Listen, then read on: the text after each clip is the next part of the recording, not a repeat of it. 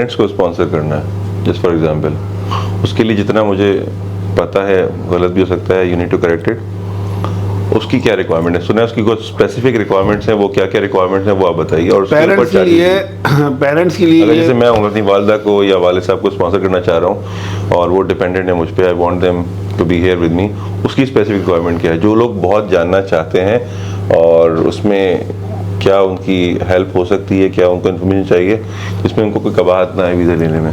इसमें not a big deal, इसमें बहुत इजी ये भी। इसमें रिक्वायरमेंट गवर्नमेंट की ये है कि आपकी मिनिमम पहले जो रिक्वायरमेंट थी पहले थी 20,000 बेसिक आपकी सैलरी होनी चाहिए। लेबर कॉन्ट्रैक्ट में 20,000 शो होनी चाहिए, वही क्रेडिट भी होनी चाहिए, पहली चीज़। अभी गवर्नमेंट ने बहुत और इसको ईजी कर दिया थोड़ा, इसमें कर दिया कि मिनिमम अगर आपकी 10,000 सैलरी भी है तब भी आप अपने पेरेंट्स को स्पॉन्सर कर सकते हैं। लेकिन उसमें आपकी 2 BHK की इजारी चाहिए। ठीक है, यानी 2 बेडरूम हॉल इजारी आपका होना चाहिए। आपका मुझे 2 बेडरूम का इजारी चाहिए होगा, आपका मुझे लेबर कॉन्ट्रैक्ट, आपका 3 मंथ का बैंक स्टेटमेंट भी चाहिए मुझे।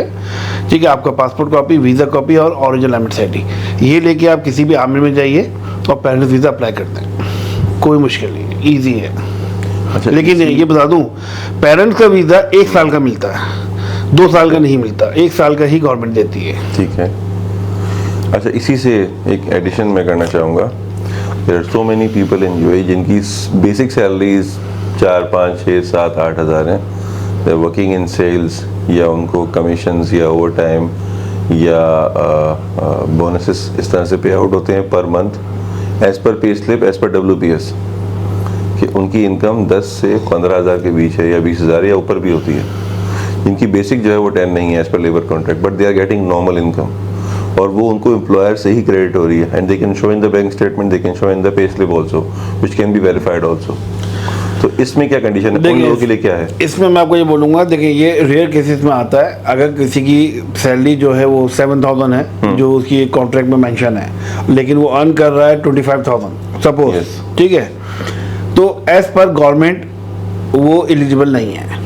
लेकिन वो अपने सारे डॉक्यूमेंट्स लेके अगर इमिग्रेशन में जाए और वहाँ जाके अगर रिक्वेस्ट करे, मे बी पॉसिबल उसको अप्रूवल मिल जाए। ठीक है, और इमिग्रेशन बता देता हूँ, फेस्टिवल सिटी वाला इमिग्रेशन देखा है आपने, वहाँ जाइए पेरेंट्स के लिए, वहाँ कमेटी बैठती है, वहाँ जाके आप अगर अप्रोच करेंगे तो कुड भी पॉसिबल कि आपको वहाँ से अप्रूवल मिल जाए।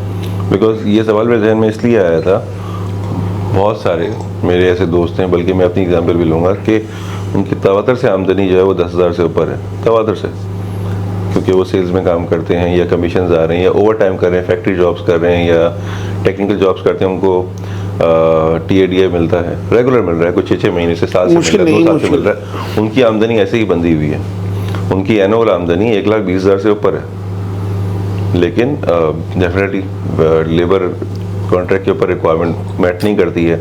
हमारे रियल एस्टेट के जो भाई साहब काम करते हैं, दोस्त हैं हमारे, उन सब की आमदनी कुछ बेसिक होती ही नहीं है, they are all on commissions, but उनके कमीशंस कुछ अगर अच्छे सेटल डाउन हैं तो they are getting good commission.